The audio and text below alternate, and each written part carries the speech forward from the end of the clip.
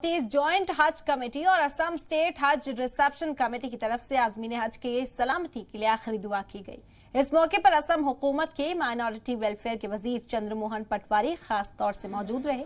इस मौके पर आज़मीन के लिए हुकूमत की जानिब से एक गिफ्ट भी दिया गया, जिसमें एक छाता और कुछ दीगर जरूरी सामान थे।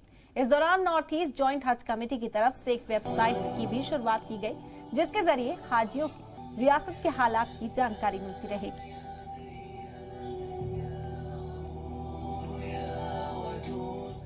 आज हम लोग इधर हाजी मुसाफिर खाना में जो हज यात्री का विदाई संभाषण है, ये विदाई संभाषण में आके हम लोग उपलब्ध हुआ।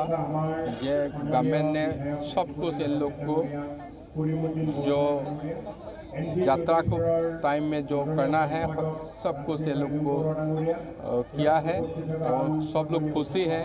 हम लोग भी शुभकामना के लिए हैं। गुवाहाटी हज कमेटी मुसाफिर खाना में दुआ हुआ, कोई एमएलए मिनिस्टर आया, हम लोग के पास दूसरा बात किया और हम लोग को दुआ किया।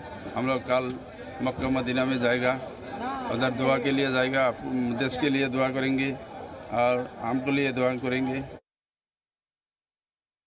आज असम के गुवाहाटी स्थित इस्लामपुर हाजी मुसाफिर खाना में सरकारी तौर पर आखिरी दुआ की गई। इस मौके पर असम सरकार के माइनॉरिटी वेलफेयर मंत्री चंद्रमोहन पटवारी और स्वास्थ्य मंत्री केशव महंत उपस्थित थे। साथ ही साथ नॉर्थ ईस्ट जॉइंट हज कमेटी के चेयरमैन नकीबुज्जमान भी उपस्थित थे।